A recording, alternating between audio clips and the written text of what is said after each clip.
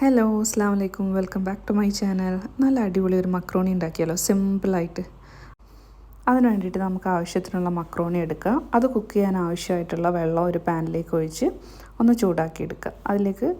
അതിലേക്ക് നമുക്ക് ആവശ്യത്തിനുള്ള ഉപ്പും ഒരു സ്പൂൺ ഓയിലും ആഡ് ചെയ്ത് കൊടുക്കുക. എന്നിട്ട് നമ്മൾ എടുത്തിട്ടുള്ള മക്രോണി അതിലേക്ക് ആഡ് ചെയ്ത് നല്ലോണം ഒന്ന് മിക്സ് ചെയ്ത് കൊടുക്കുക.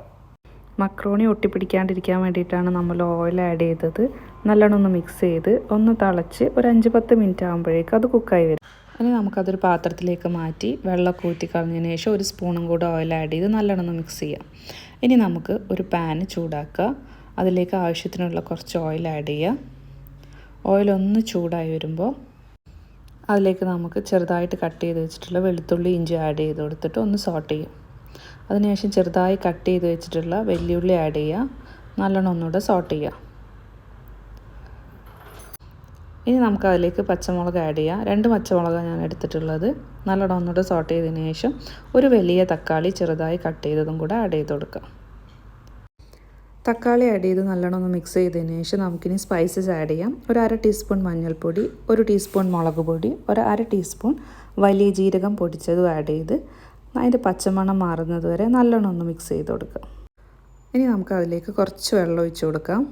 വെള്ളം ഒഴിച്ച് നല്ലോണം ഒന്നുകൂടെ മിക്സ് ചെയ്തതിന് ശേഷം ചെറുതായി കട്ട് ചെയ്ത് വെച്ചിട്ടുള്ള ചിക്കൻ അതിലേക്ക് ആഡ് ചെയ്യാം. ചിക്കൻ ഇല്ലെങ്കിലും മക്രോണി നല്ല ടേസ്റ്റാണ്, ചിക്കൻ ഇല്ലെങ്കിലും കുഴപ്പമില്ല. ചിക്കൻ ആഡ് ചെയ്ത് ഒന്നുകൂടെ സോട്ട് ചെയ്ത് കൊടുക്കാം.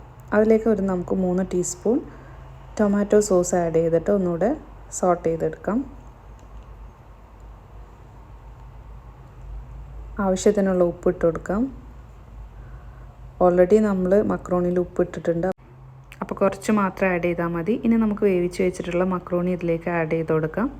അതിലേക്ക് നമുക്ക് 1 ടീസ്പൂൺ കുരുമുളക് പൊടി, 1/2 ടീസ്പൂൺ ഗരം മസാല പൗഡറും കൂടെ ആഡ് ചെയ്തിട്ട് നല്ലോണം ഒന്ന് മിക്സ് ചെയ്ത് കൊടുക്കാം.